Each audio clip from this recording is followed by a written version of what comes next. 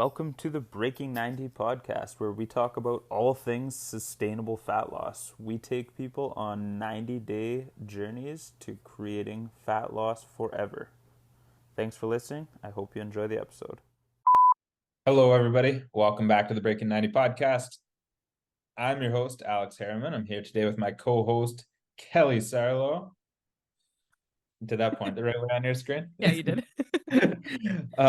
Thanks for being here with us and listening. I hope you guys enjoy this episode. Hey, Kelly. Merry Christmas, Alex. Merry Christmas. I know it was yesterday for when people are listening. We're recording in advance, obviously. Yeah, it's that time of year. The all the fun and the chaos that comes along with it, right? Yep, exactly that. And actually that pertains to my story today. And actually it could probably tie into a tip too. Every single year, friends and family of mine decide or reevaluate whether or not we want to do gifts together. And this has been a lifesaver over the years for me because it's a decision that we get to make as a group or a pair so that we can actually take away some of the stress if need be, where we can have just that honest conversation about, like, you know what, that's not what's important to us this year, or this is something that we really want to do together. And it's not where, one of us is caught buying for the other and the other doesn't, and then there's like discomfort. So it's just something that I love to talk about because I don't think people necessarily put it on the table to say, like, hey, do you want to or not? It's just kind of an assumption. Yeah, I hate gifts. Okay. So if you want to talk about it with me, we don't ever have to get each other gifts, and that's perfectly fine to me. Perfect. Well, I did get a chocolate bar from you last year, and that was perfect. Yeah, that one. See, to me, like, gifts are fun when you're a kid. I love getting gifts for kids. But gifts as an adult aren't really that good unless it's just something that you're like, oh, that person would love that. And that's when a gift is cool. Like, we knew you liked those chocolate oranges, so then it's like, oh, that we saw it, we're like, oh, we should get that for Kelly. It's like, whatever, spend a couple bucks, and it's like, rather than me getting you like a coffee maker that you didn't really like, or something for your house that you're like, yeah, it's pretty cool, it's not as good as the one that I would have bought for myself for the exact same amount of money. But that's what I hate about gifts. I do like the gift exchanges though. Those games, I think they're really fun. Yeah, I would agree. But to me, that's an experience more so than it is a gift, which Totally. actually is another thing. I love gifting experiences to people. So, the three of us have done escape rooms and Yeah. things like that. So it's like, if we know we're going to get into an experience together where there's a memory Totally. created, that to me is priceless. Yeah, I agree. I like that idea. And I like the gift exchange because everybody kind of can choose out of all the items something that is either hilarious or that they'll actually use. Yeah, that's awesome. All right. You ready? What you got? Okay, so I'm trying to pick a topic that I know you talk passionately about, and I think that's why people love to engage with this podcast in the first place. I want to talk about embracing January motivation. It's literally right around the corner. It's next week.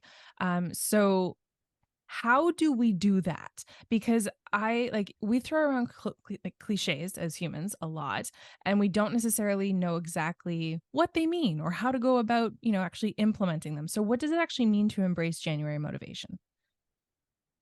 It's a good question. I think there's a lot of people here.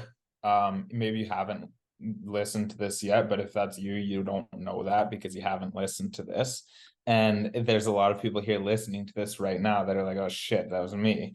That are like waiting for that January motivation. They're like, oh, I can't wait for that feeling, because you know that feeling. We've all been there, January 1st, where it's like fresh start, fresh calendar. I'm gonna like, I've got a clean slate to paint a new picture of 2024.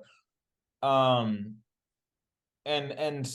I don't mind riding that wave of motivation, but what we see so often is it's like, well, in doing that, I'm gonna fuck up the end of 2023. I'm just gonna like allow myself to make choices that I wouldn't even have allowed a week ago because I've already committed to clean slate January, which is such a backwards way of thinking. Yeah. Right? And so if that's you, stop doing that. Like, even if you don't take action until January 1st, don't put yourself in a worse position now because of it. That's a ridiculous, absolutely ridiculous thing to do. It's the equivalent to getting a flat tire and slashing your other three. I love that. Yeah. And so if you're listening to this and you want to wait till January 1st, I'm not going to stop you. I don't have time to stop you. I'm going to hopefully be enjoying some downtime this week like the rest of us. So I would rather you didn't. But if you are going to wait till January 1st, don't make these next handful of days worse because of it. Mhm. That's it. That's all I'm asking you for. Okay. Back to your initial question. What was the question? What does it mean to embrace for January motivation? Yeah. Well, I think that covers part of it, but the other part is that is accepting that that is okay. A lot of people don't like the idea of New Year's resolutions, and we should do this all year long, not just in January. Like, no, it's okay. You're gonna get an extra boost of motivation. Most people do, like, ride that wave, but in doing so, understand that it is a wave. Mm-hmm. Right? So start looking at it for what it is, a little boost of caffeine, a little pre-workout that eventually isn't going to be there, and that's what we need to build for. That's it to me. That kind of covers it. Yeah, I like your metaphors. Thank you. Just to kind of ride what you were saying too, a lot of what we see is all or nothing thinking. And when we're talking about riding the January motivation, we're not expecting it to take you the entire year, right? It's not going to allow you to get through the entire year. So taking that motivation but setting short-term goals can sometimes be one of the best things instead of saying 2024, Yeah. because that in and of itself is a way of looking at all or nothing.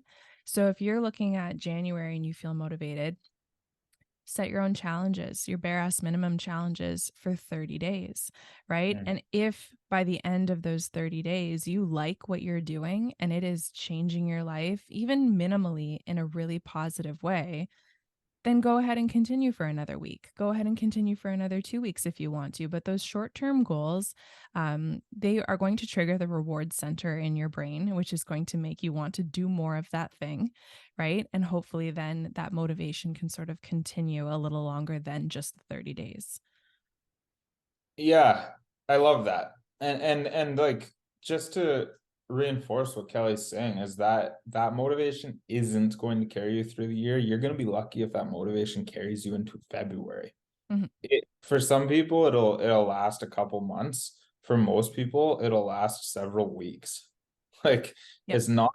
it's not an everlasting amount of motivation. Motivation is going to come and go during different periods of the year. This is a big boost. Ride it out and as you ride it out, look at your exit plan, knowing that it isn't going to be there.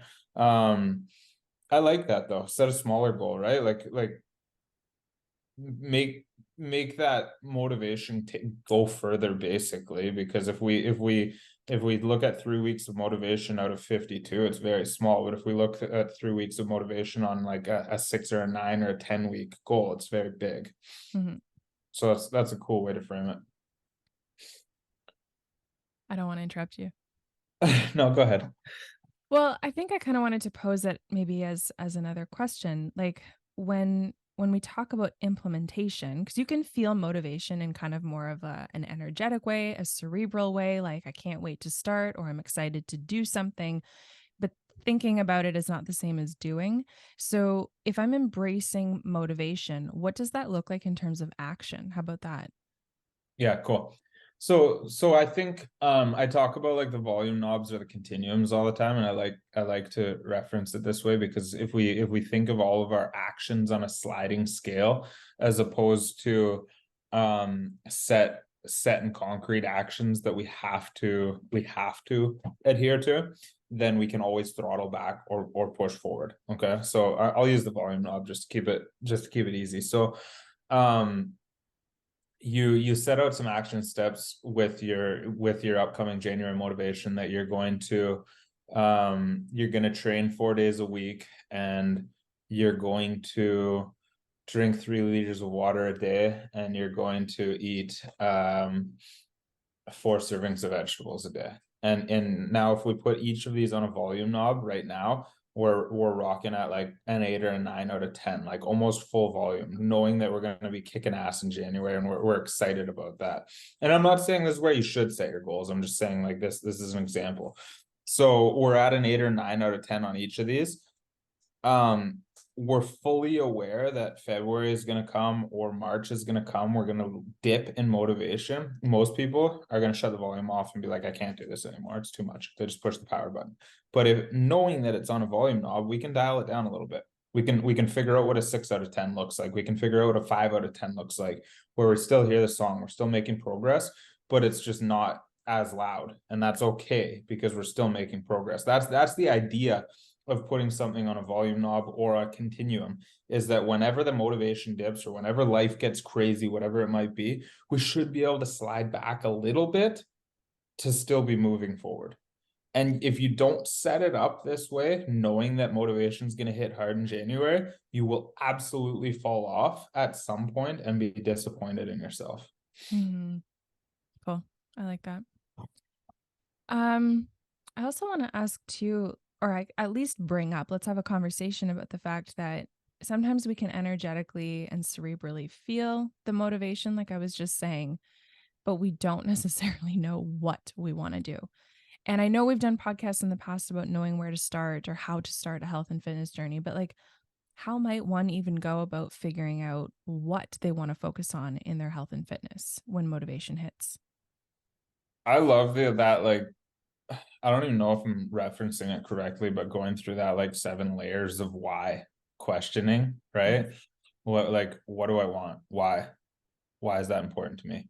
Okay, why is that important to me? Why do I want to do that? Why? Until we get to the root of it. And then once we get to the root of it, it's not that hard to be like, okay, what 3 actions or what 2 actions are, if I did them consistently, would get me closer to that outcome. Well, so you're not, if I'm hearing you correctly, just so listeners can understand, you're not necessarily just deciding what actions you want to take right off the hop. You're telling me that you've got a bigger goal in mind, potentially a body transformation, let's say. Yeah. Could be losing weight, could be putting on muscle, X, Y, or Z. And then you're working backwards with the why. Why does it matter? Why does it matter? So then what actions could I do to contribute to that outcome? Yeah, because when we have the outcome really clear, like if I just say I want to lose 15 pounds and I don't have a clear why, there's a million different ways we can approach losing 15 pounds. Yeah, that I also want to bring up a different example too. Like if you say, okay, new year, I want to be in bed by 10:30 every night. I want to get better sleep this year, but you don't actually articulate why better sleep is important to you. Then when you're doing something fun at the end of the night, or you're engaged with, another person, or you're feeling productive and you're getting something done, the getting to bed at 10:30 can feel really arbitrary. And you're like, what does it really matter? Because you only set forth an action that you wanted to take instead of understanding why it was actually important to you. Well, and then think about this. You think that the goal is to get to bed earlier. So you make 3 action steps that are in line with that goal of getting to bed earlier. But the actual, when you dig into the why, you reveal that the important part isn't the getting to bed earlier, it's something else. Yeah. Right. And so now maybe it's very clear that the action steps, part of it might be getting to bed earlier, but maybe part of it is actually preparing better for the next day, or part of it is something else that can better contribute to the actual outcome of what we're trying to achieve. Yeah, I love that so much. It's clarity, right? Yeah, and it's super important. It's something we do with our clients all the time, is look at your goal and really take a deep dive look at why that's important to you, because I've said it a million times, but the number on the scale is not going to carry you. Like the number on the scale is just a data point. You need a reason there to push you to make change. That's excellent. And I know next week we'll be talking about goal setting too. Absolutely. That's what I was going to say. Stay tuned for that one, because we can definitely get a little bit deeper on that specific topic. Cool. Anything else that comes to mind with embracing motivation? It is going to come. It is normal. Expect it, but also expect that it's not going to be there eventually. Like, motivation comes in waves. Use it to your advantage when it's there, and don't feel bad when the motivation starts to leave, because that's a normal cycle. What we control is the actions and our discipline that we do take consistently, which is completely in our control. That motivation is just an added boost that at times we're going to have as a benefit to us. That's cool. Okay, I love it. That's enough for today. Awesome. You got a closing tip for us? Yeah. With all this talk about January motivation and knowing that we're going to talk about goals next week, I really wanted to make sure that people don't get to the point of like overwhelm with their excitement of this motivation and set really high standards for their goals and really big kind of changes. If you feel motivated to do them and you're like easily crushing a 45-minute workout and doing a lot for your health and fitness, that's great. In that process, or simultaneously, make sure that you're also setting a bare ass minimum goal, so that while this motivation is high and you do have the time and the energy to commit to some of those larger or longer actions, that you still have a good idea of what that bare ass minimum is that you can fall back on the days where you can't commit for one reason or another, or the body just can't do what it does in an ideal day. When you identify those BAMs, those particular days aren't going to feel like failures or setbacks. You're just going to understand that, like Alex said, you're on the continuum. Today's a 6 out of 10. I love that. And yeah, I was just gonna circle it back to that. Like, you're turning the volume down, but you're still listening, right? Yeah. Yeah. That's it. You're still listening. You haven't shut it off. You haven't given up. You're still listening. That's great. Cool. This was fun. Thanks, guys. Wherever you are listening to this right now, do us a favor, take a screenshot, share it to your Instagram, and tag at Breaking 90 Fitness. We appreciate you being here with us and listening.